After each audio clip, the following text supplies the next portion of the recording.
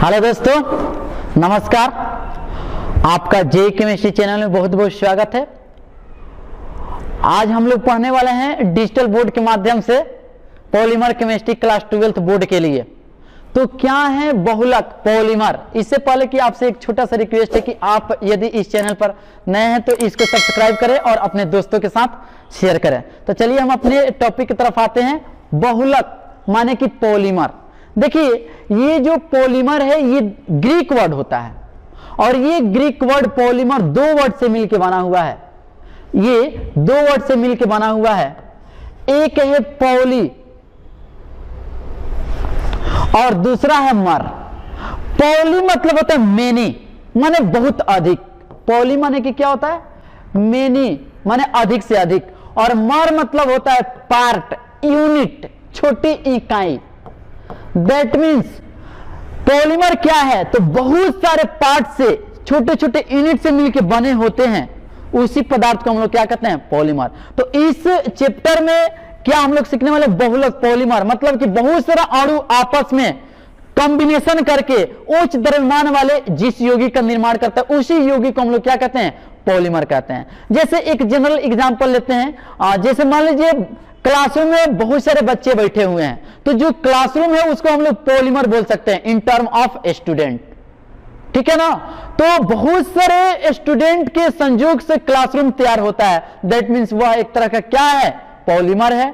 और ये जो बच्चे हैं, स्टूडेंट है, प्रत्येक स्टूडेंट छोटे छोटे यूनिट जिसको हम लोग एकलक कहते हैं, मोनोमर कहते हैं। एकलक इकाई मोनोमर यूनिट कहते हैं। तो पॉली मतलब मेनी और मर मतलब होता है पार्ट, मोनोमर, एकलक, छोटी इकाई। जैसे मान लीजिए हम लोग एक एग्जांपल कंसीडर करते हैं पॉलीमर का। जैसे मान ले दोस्त, मेरे पास एक एग्जांपल है पॉलीथीन। क्या है? पॉलीथीन। मैं फर्स्ट एग्जांपल कंसीडर कर रहा हूं यहां पर पॉलीथीन। पॉलीथीन। तो ध्यान दीजिएगा, इस डिफिनीशन को अभी समझाना बाकी है, क्योंकि हम लोग एक एग्जांपल से पहले कंसेप्ट को क्लियर कर ले। पॉलीथीन, देख पॉलीथीन, जिस वर्ड में पॉली आ जाए ना तो कहेंगे कि वो क्या है? पॉलीमर है। जिसमें पॉली आ जाए पॉलीमर है। Like polythene, polyvinyl chloride, polyacrylonitrile, polystyrene. ठीक है ना? बहुत सारे एग्जाम्पल हो सकते हैं। तो जिसमें पॉली वर्ड जुड़ जाए माने कि वो पॉलीमर है। अब पॉलीमर का निर्माण कैसे होता है ज्यादा ध्यान देते हैं। तो यहां पर हम लोग देख रहे हैं एक एग्जाम्पल कंसीडर किए हैं। यहां पर हम लोग एग्जाम्पल कंसीडर किए हैं पॉलीथीन।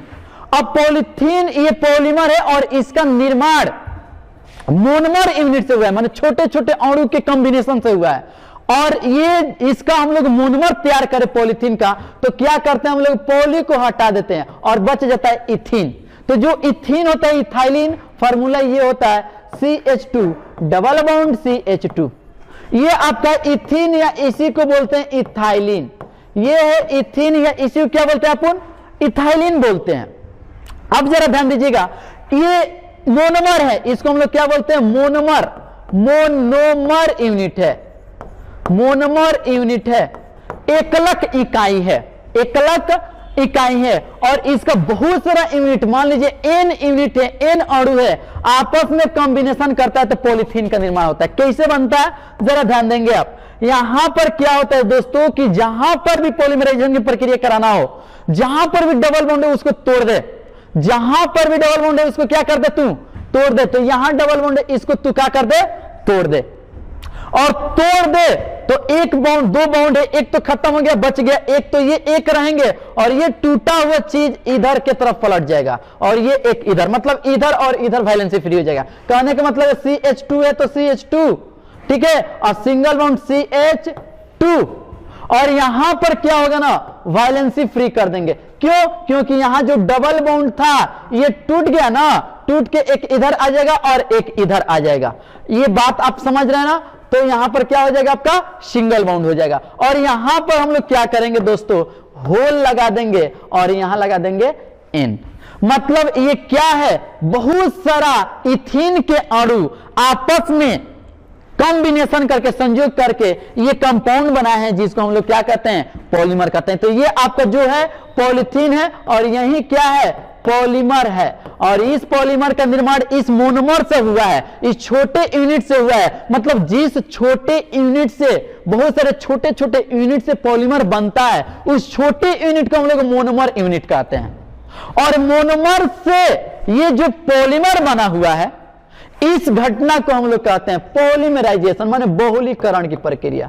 बहुलीकरण, पॉलीमराइजेशन कहते हैं। आई होप कि ये बात समझे हैं। मतलब कि हम लोग इस डिफिनीशन पर आ गए हैं, इस डिफिनीशन पर आ गए कि पॉलीमर क्या है, बहुलक क्या है। पॉली मतलब मेनी और मर मतलब क्या, पार्ट, छोटे छोटे पार्ट।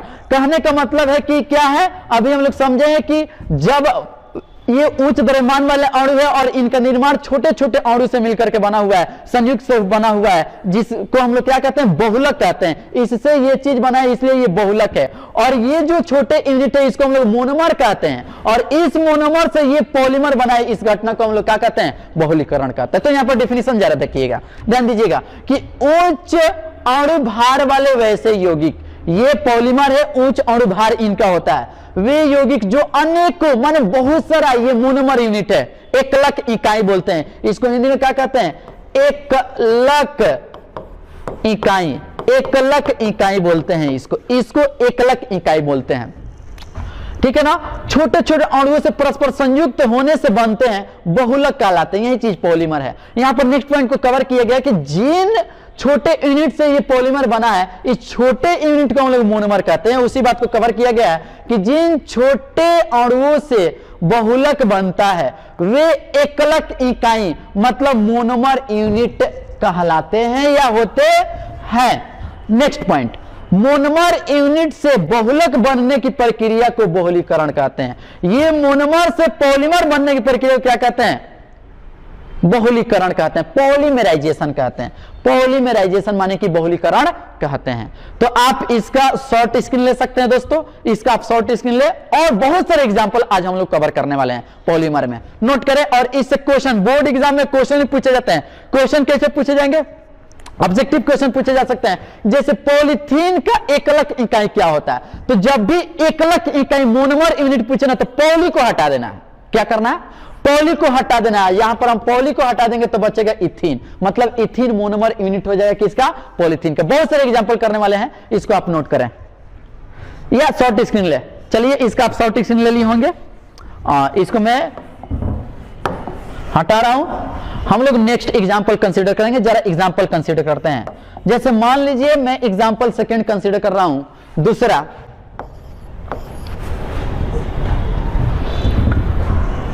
प्रोपीन। किसको कंसीडर कर रहा हूं मैं, प्रोपीन को। माने कि प्रोपीन मतलब पॉलीप्रोपीन, पॉलीप्रोपीन। ध्यान दीजिएगा, इथीन का फॉर्मूला तो आप नहीं भूले हुए हैं। इथीन क्या है, CH2 डबल बॉन्ड CH2, यही ना इथीन है। अब क्या करना है, इथीन के इंड वाला कार्बन से क्या करना है तुमको, यहां से एक हाइड्रोजन को हटा देना है। हटा दिए और केवल यहां पर हम लोग ऐड कर देंगे CH3 यूनिट। तो ये हो गया आपका प्रोपीन। क्या हो गया, प्रोपीन। और इसका बहुत सारा यूनिट लेंगे, मोनोमर यूनिट लेंगे। ये एकलक है, ये मोनोमर यूनिट है, मोनोमर यूनिट है। ये प्रोपीन क्या है, मोनोमर यूनिट है। और इस मोनोमर यूनिट से हम लोग क्या तैयार करेंगे, पॉलीमर, इसका पॉलीप्रोपीन तैयार करेंगे। माने कहने का मतलब है कि यहां पर हम लोग चीज क्या करेंगे कि हमने आपको कंसेप्ट बता रखा है कि यहां पर जहां पर भी डबल बॉन्ड आ जाए, कार्बन कार्बन के बीच जब भी डबल बॉन्ड आ जाए, उस डबल बॉन्ड को पलट तोड़ दे, उस डबल बॉन्ड को क्या कर दे, हटा दो। चलो भाई, इस डबल बॉन्ड को मैं हटा रहा हूं, हटा दिया। अब हमने आपको ये भी कंसेप्ट बता रखा है कि ये जो डबल बॉन्ड टूटा है, ये इधर की तरफ शिफ्ट होता है और इधर फ्री हो जाता है। ये वाला इधर आ जाता है और इधर फ्री हो जाता है। कहने का मतलब है कि ये चीज क्या हो जाएगा, यहां पर हो जाएगा CH2 ठीक है। और ये हो जाएगा सिंगल बाउंड। क्यों इधर वैलेंसी फ्री किए हैं? क्योंकि ये बाउंड टूट के इधर की तरफ पलटी मारा है, ये बाउंड टूट के इधर की तरफ पलटी मारेगा। दैट मींस ये हो जाएगा सिंगल बाउंड, CH हो जाएगा केवल, और यहां CH3 है तो CH3 हो जाएगा, और फिर ये वाला वैलेंसी इधर फ्री हो जाएगा, और इसको हम लगा देंगे होल N। तो ये मोनोमर यूनिट प्रोपीन था, और ये हो गया आपका पॉलीप्रोपीन। ये क्या हो गया दोस्त? पॉलीप्रोपीन। ठीक है ना, मतलब पॉलीप्रोपीन का जो मोनोमर है ये है आपका प्रोपीन है। क्या है? प्रोपीन होगा। स्पष्ट ना? चलिए नेक्स्ट एग्जांपल को मैं कंसीडर कर रहा हूं। चलिए इसको मैं क्लियर कर सकता हूं, आप इसको नोट करें, इसका शॉर्ट की स्क्रीन ले, इसको मैं क्लियर कर रहा हूं यहां से। तीसरा एग्जांपल हम कंसीडर करेंगे। तीसरा एग्जांपल हम कंसीडर कर रहे हैं दोस्त,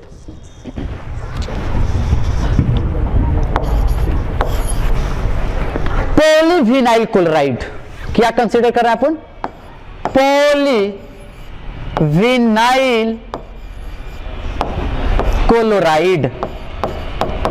पॉलीविनाइल क्लोराइड मतलब इसको संक्षेप में हम लोग लिखते हैं PVC, polyvinyl chloride, PVC, polyvinyl chloride. अब जरा ध्यान देंगे आप, ये जो पॉलीविनाइल क्लोराइड तुमको दिखाई दे रहा है दोस्त, इसका मोनोमर हमको चाहिए। क्या चाहिए मेरे को? मोनोमर। मतलब कि पॉली को मैं हटा दूंगा, बच गया विनाइल क्लोराइड। और विनाइल क्लोराइड हम लोग पढ़े हुए हैं क्लासरूम में, CH2 डबल बॉन्ड CH, और यहां लगा देंगे क्लोरीन। वही चीज इथीन ही है, और इंड कार्बन पर CH3 लगा तो प्रोपीन, और क्लोरीन लगा दिया तो यही क्या हो जाएगा? PVC नहीं, यहां पर विनाइल क्लोराइड। ये चीज क्या हो गया आपका? विनाइल क्लोराइड, जो मोनोमर यूनिट होता है, और इसका N अणु पॉलीमराइजेशन की प्रक्रिया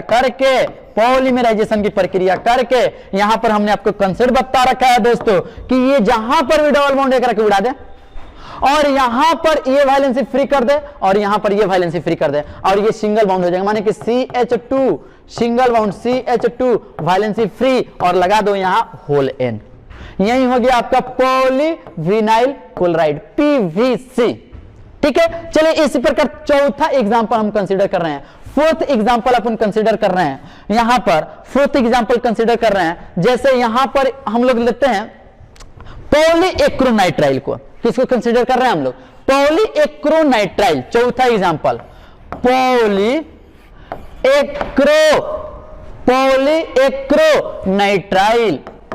पॉलीएक्रोनाइट्राइल, जिसको संक्षेप में लिखते हैं पान, PAN। बड़ा फेमस ये पॉलीमर है, पॉलीएक्रोनाइट्राइल। ध्यान देंगे दोस्त, पॉलीएक्रोनाइट्राइल, यहां पर मेरे को क्या करना है बाबू? मेरे मोनोमर यूनिट देखना है, मोनोमर यूनिट। तो हमने आपको बताया कि कोई भी पॉलीमर है, मोनोमर यूनिट बताना है, तो बस पॉली को हटा दे तू, बच गया एक्रोनाइट्राइल। यही क्या हो जाएगा आपका? Monomer unit. कोई कहे कि पॉलीएक्रोनाइट्राइल का मोनोमर यूनिट क्या होता है, तो पॉली को हटा दे भाई, एक्रोनाइट्राइल हो जाएगा मोनोमर यूनिट। ये हो जाएगा पॉलीएक्रोनाइट्राइल का मोनोमर यूनिट, एक्रोनाइट्राइल। स्पष्ट ना? अब जरा ध्यान देंगे आप, जैसे हम कंसीडर कर रहे हैं इस एग्जांपल को, पॉलीएक्रोनाइट्राइल, जिसको पान लिखते हैं, PAN, पॉलीएक्रोनाइट्राइल। तो एक्रोनाइट्राइल का फॉर्मूला क्या है? ध्यान दिए, जो इथीन है उसको लिख डाल मेरे दोस्त। अच्छा से सीख रहे हो तुम, इथीन को लिख दे। क्या करना है तुमको कि यहां से एक हाइड्रोजन हटा दे, और इस हाइड्रोजन को हटा करके आपको क्या करना है? यहां पर केवल साइनाइड CN ग्रुप लगा देना है। ये हो गया आपका एक्रोनाइट्राइल, एक्रोनाइट्राइल। यही होता है एक्रोनाइट्राइल, और इसका N अणु ले लेते हैं और पॉलीमराइजेशन की प्रक्रिया करा देंगे, पॉलीमराइजेशन की प्रक्रिया करा देंगे। तो आपको कंसेप्ट बता रखा है हमने। कंसेप्ट क्या बता रखा है कि इस डबल बॉन्ड को हटा दे भाई, और दोनों और वैलेंसी फ्री कर दे। माने कि आपका ये जो यूनिट होगा क्या होगा बाबू मेरे? ये हो जाएगा single bond CH2 single bond CH और यहां वैलेंसी फ्री, यहां CN है तो CN और लगा दे N, यही हो जाएगा आपका PAN, पॉली एक्रोनाइट्राइल। आई होप कि 4 एग्जाम्पल से आप संतुष्ट होंगे और बहुत सारे एग्जाम्पल लेंगे, इससे क्वेश्चन पूछे जाते हैं, आप ध्यान से इसको करेंगे। चलिए आप इसका शॉर्ट स्क्रीन या इसको आप नोट कर सकते हैं। चलिए आप इसका शॉर्ट स्क्रीन ले लिए होंगे। मैं नेक्स्ट एग्जाम्पल 5वां एग्जाम्पल को कंसीडर करूंगा, स्टाइरिन। 5th एग्जाम्पल और 5th example will be styrene. Formula में कोई झंझट नहीं है, ये भी पॉलीमर है, ठीक है ना। पॉली स्टाइरिन यहां पर ले सकते हैं, पॉली स्टाइरिन, पॉली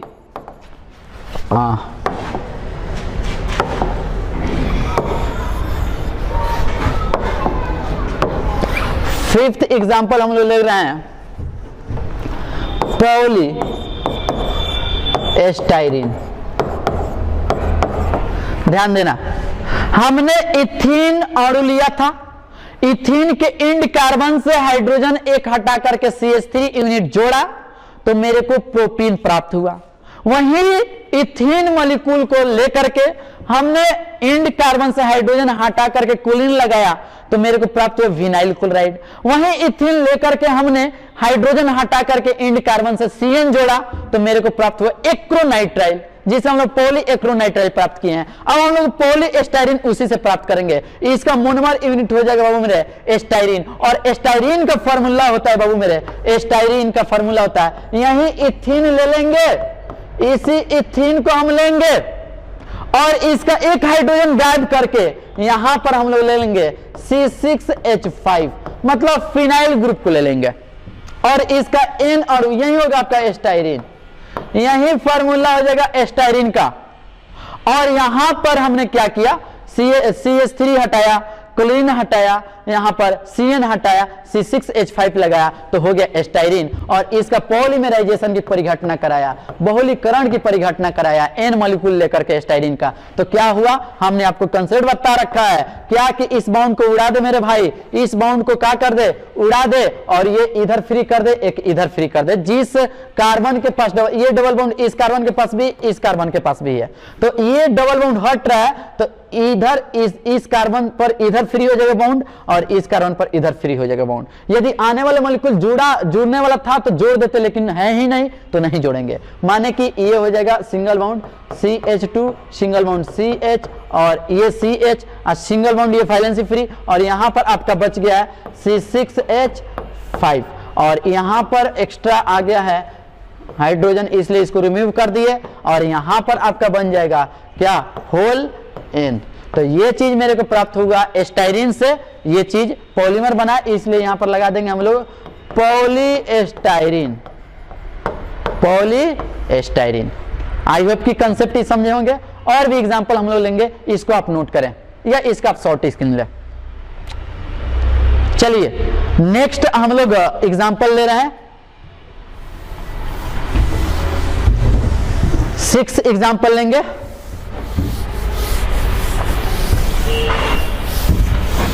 बुना एस रबर को 5th एग्जांपल कर लिया, 6 वाला एग्जांपल है बुना एस रबर।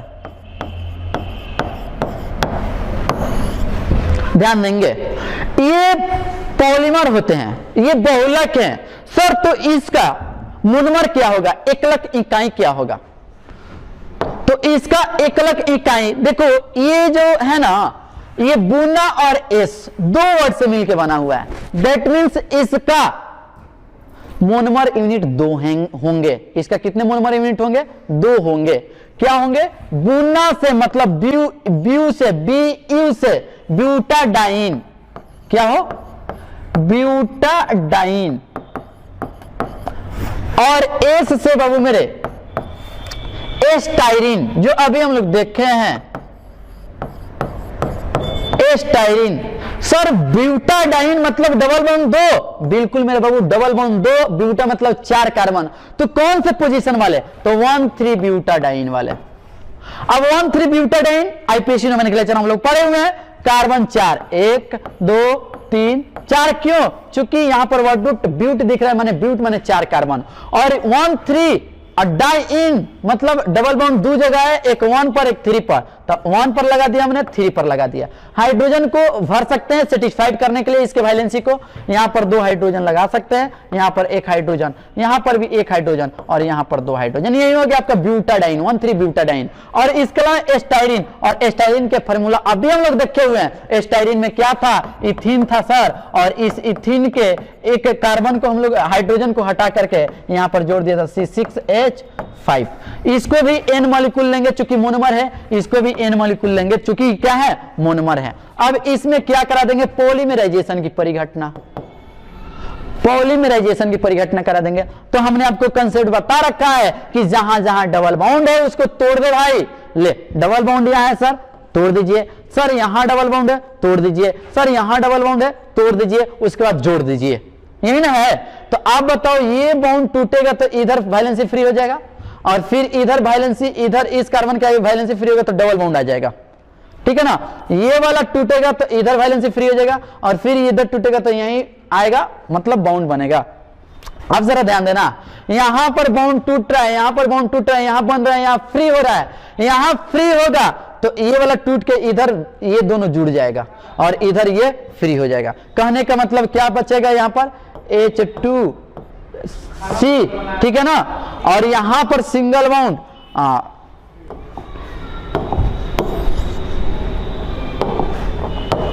क्या बचेगा यहां पर CH2, मतलब ये चीज C, और ये तो बॉन्ड टूट गया, एक वैलेंसी इधर फ्री हो गया, बॉक्स लगा दो, और ये वाला इधर आ जाएगा सिंगल बॉन्ड, और यहां हो गया आपका डबल बॉन्ड हो गया है, तो यहां पर हो जाएगा CH और double bond CH, single bond CH2, ठीक है। अब यहां तक पहुंच गए हम लोग। अब ये चीज इससे जुड़ेगा, दैट मीन्स ये फ्री करेगा और इधर से ये फ्री करेगा तो ये दोनों जुड़ जाएगा, दैट मीन्स हो जाएगा CH2 डबल बॉन्ड, फिर CH, और यहां है C6H5, और यहां पर लगा देंगे होल N। क्या लगा देंगे, होल N। तो ये हमारा क्या है, ये है ब्यूटाडाइन और ये है एस्टाइरिन, और ये जो पॉलीमराइजेशन की प्रक्रिया करके ये जो मॉलिक्यूल बनाया है, उच्च द्रव्यमान वाला, अणु द्रव्यमान वाला, ये जो मॉलिक्यूल बनाया है, अणु कंपाउंड बनाया है, यही क्या हो जाएगा आपका बुना एस रबर। यही क्या है, बुना एस रबर है, ठीक है। नेक्स्ट 7th नंबर लेंगे हम बुना एन रबर को। किसको लेंगे, बुना एन रबर को, ठीक है। तो आप इसका शॉर्ट स्क्रीन ले,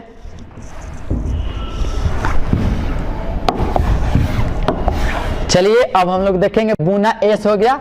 इसके बाद 7 नंबर बुना एन रबर, बुना एन रबर, ये भी पॉलीमर है, बहुलक है, मतलब बुना इसमें भी है और एन वर्ड उसमें एस था तो एस्टाइरिन, बुना माने ब्यूटाडाइन, यहां पर बुना माने ब्यूटाडाइन, वहां एस तो एस्टाइरिन, और यहां एन तो यहां पर आएगा एक्रोनाइट्राइल।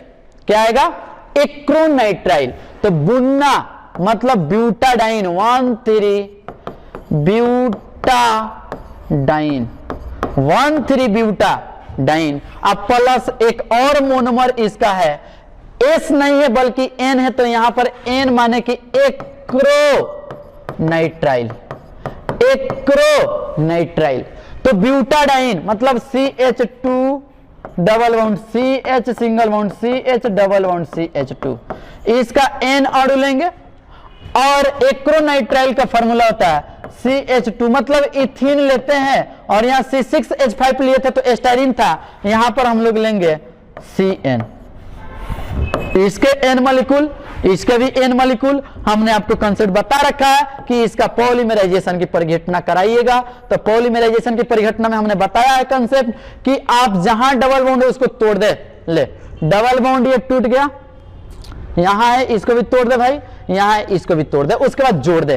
तो ये जो बॉन्ड टूटेगा तो ये वाला बॉन्ड बच जाएगा तो इधर फ्री हो जाएगा, और ये वाला इसका आधा बॉन्ड बच गया तो यहाँ डबल बॉन्ड बनाएगा। फिर वही कहानी, ये वाला बॉन्ड इधर आके फ्री हो जाएगा और ये डबल बॉन्ड इधर पलट के डबल बॉन्ड बनाएगा। मतलब यहाँ पर ओवरऑल और डबल बॉन्ड आने वाला है, यहाँ पर ओवरऑल क्या आने वाला है, डबल बॉन्ड आने वाला है। तो ये जो वैलेंसी फ्री होगा तो यहां से भी इसका वैलेंसी फ्री होगा, तो ये और ये इसका वैलेंसी फ्री होकर के बॉन्ड बना लेगा, अटैच्ड हो जाएगा, और इसका ये वैलेंसी क्या हो जाएगा, फ्री हो जाएगा। दैट मींस क्या हो जाएगा आपका CH2, और इधर तो आपका क्या हो जाएगा वैलेंसी, ये वाला बॉन्ड फ्री हो जाएगा। बॉक्स बंद कर दो भाई।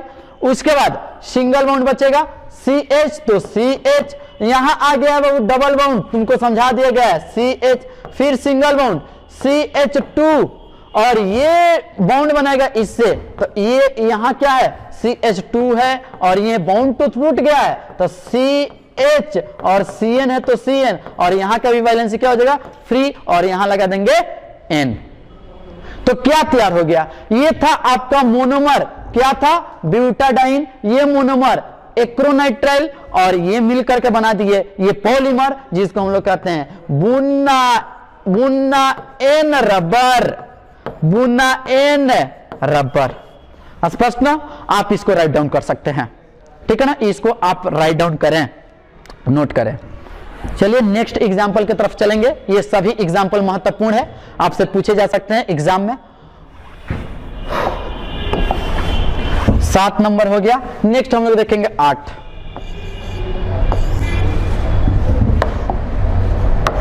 आठवां एग्जाम्पल हम कंसीडर कर रहे हैं बाबू आइसोप्रीन को। किसको, आइसोप्रीन को कंसीडर कर रहे हैं हम, ठीक है। आइसोप्रीन,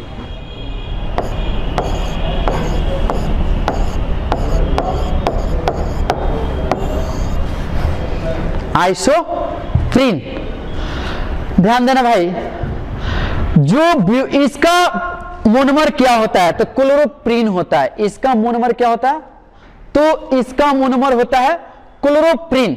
मतलब इसमें क्या है ना कि ब्यूटाडाइन होगा, क्या होगा, ब्यूटाडाइन, मतलब कि CH2 double bond CH, single bound CH, double bond CH2।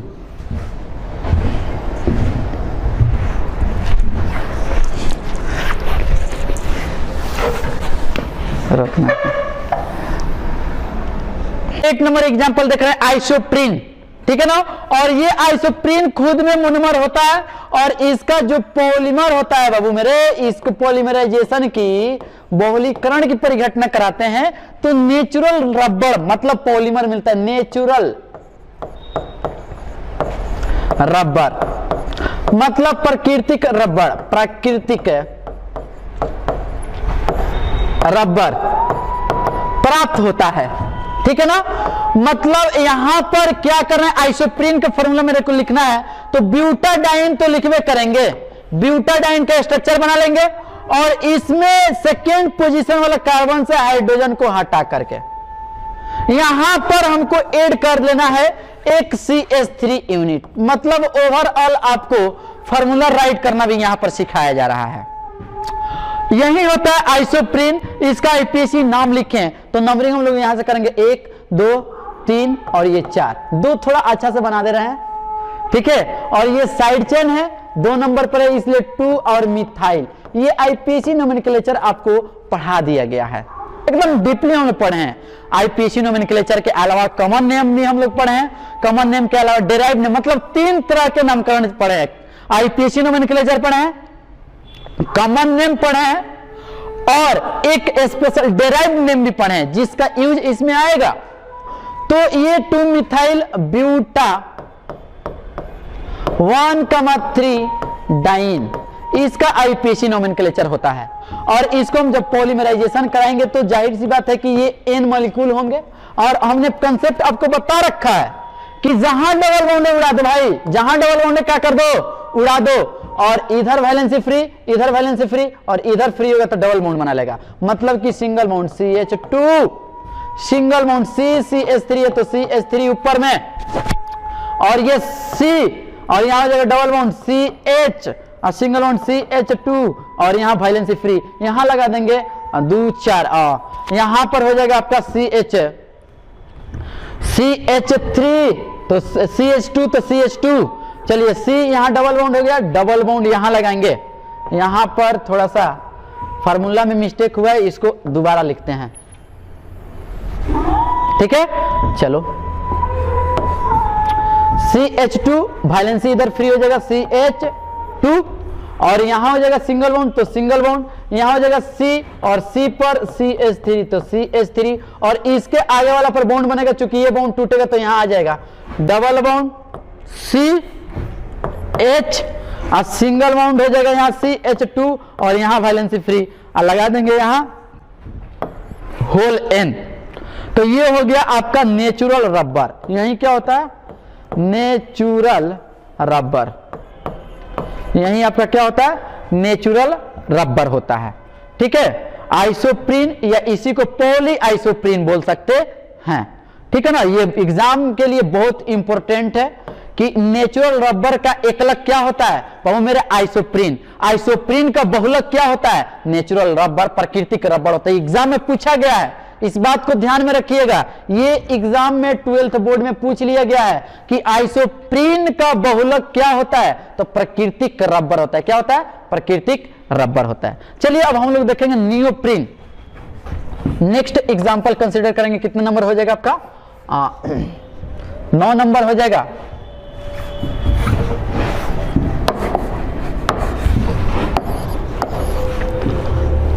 Neoprene, neoprene,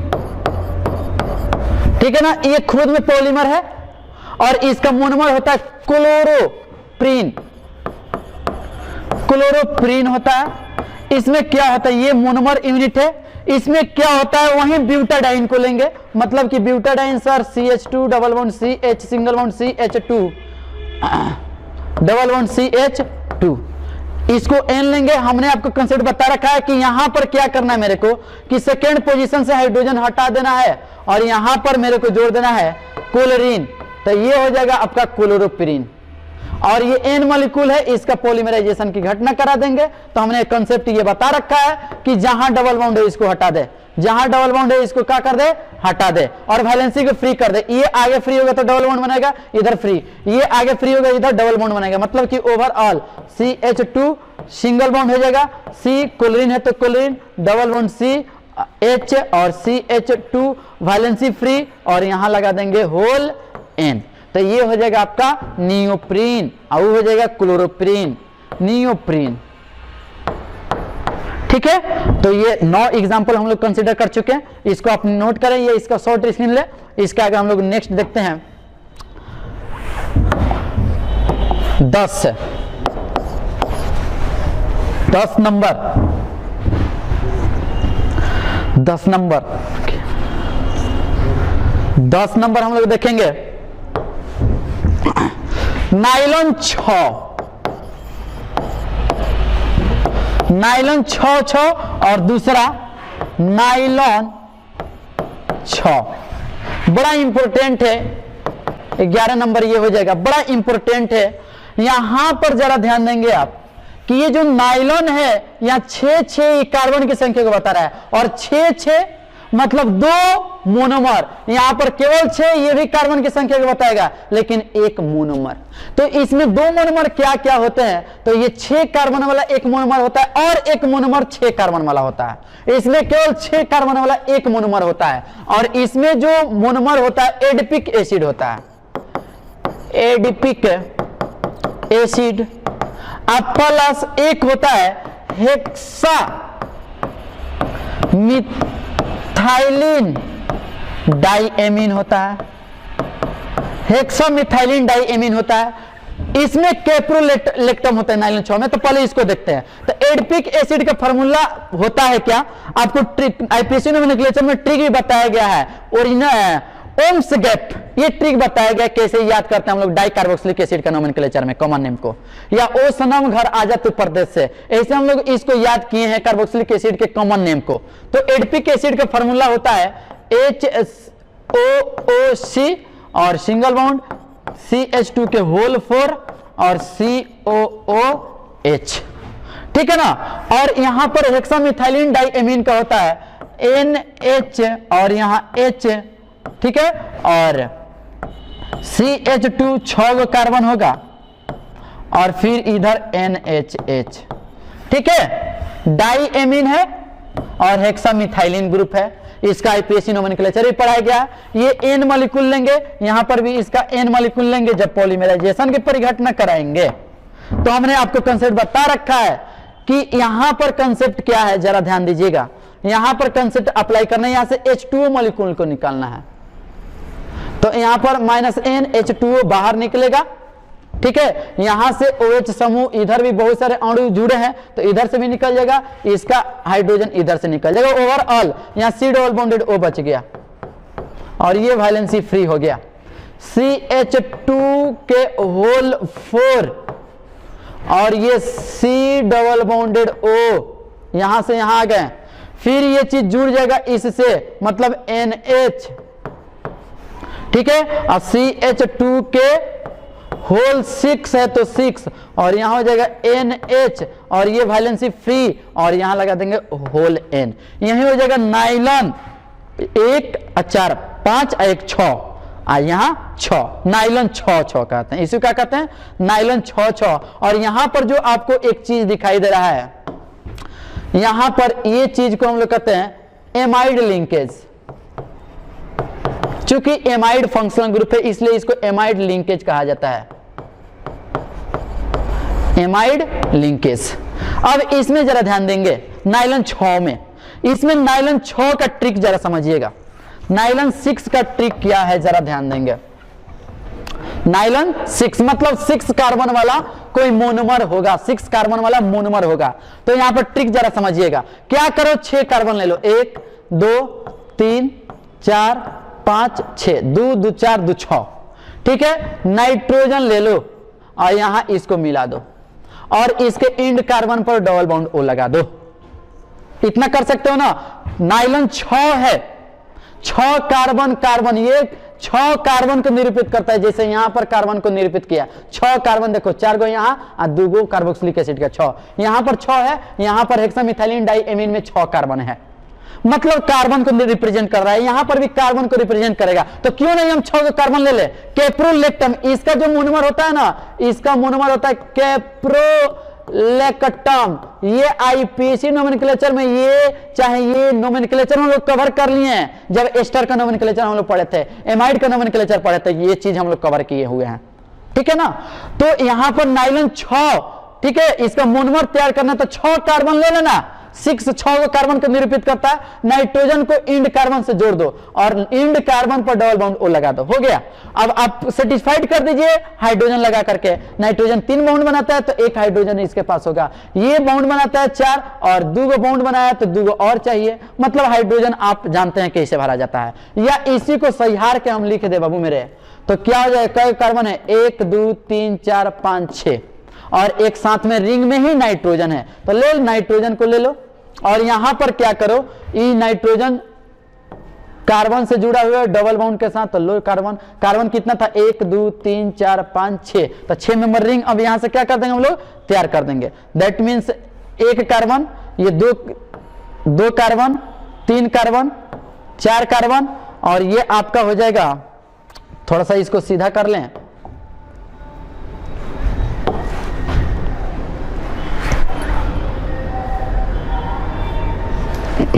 यहां से यदि हम सीधा करते हैं इसको, 1 कार्बन 2 3 4, ठीक है ना, यहां कर देते हैं 5 और ये हो जाएगा आपका 6, मतलब कि यहां पर रिप्रेजेंट कर रहे हैं हम कार्बन को। यहां पर 1 2 3 4 5 6 कार्बन हो गया, ये हो गया आपका कैप्रोलेक्टम। हाइड्रोजन को सर्टिफाइड कर दिया गया, आपको पता है, और इसके N मॉलिक्यूल को लेकर के इसमें पॉलीमराइजेशन की घटना कराएंगे। तो इसका भी कंसेप्ट ध्यान रहे, कुछ नहीं करना है बाबू मेरे, इस बाउंड को तोड़ दे, इस बाउंड को तोड़ के लिखो, तो यहां पर ये बाउंड टूटेगा तो इस तरह से छितर जाएगा, माने कि नाइट्रोजन, और इसके पास 1 हाइड्रोजन है, ध्यान रहे, तो नाइट्रोजन NH और इसका वैलेंसी इधर फ्री। फिर इधर कितना कार्बन है इसके साथ, 1 2 3 4 5 कार्बन है, तो CH2 यूनिट और होल 5 और यहाँ पर आपका बच गया है C डबल बॉन्डेड O, और यहाँ हो जाएगा वैलेंसी फ्री होल N। यही आपका हो गया नाइलन 6, यही क्या हो गया आपका नाइलन 6। और ये है कैप्रोलेक्टम, ये है कैप्रोलेक्टम, और ये है आपका नाइलॉन 6। तो ये चीज हम लोग आज पॉलीमर कवर किए हैं, लगभग जितना भी कवर किए इसी से ऑब्जेक्टिव क्वेश्चन आने वाले हैं। इसके आगे हम लोग अगले लेक्चर में जितना भी पार्ट बच गया इसके टाइप क्लासिफिकेशन को कवर अप करेंगे। चलिए इसको आप इसका शॉर्ट रिविजन ले ले, और आई होप कि आपको अच्छा से समझ में आया होगा, और वीडियो क्वालिटी से भी आप एकदम प्रसन्न होंगे। आपसे एक रिक्वेस्ट है कि यदि आप इस चैनल पर नए हैं तो आप इस चैनल को सब्सक्राइब करें और अपने दोस्तों के साथ शेयर करें। धन्यवाद।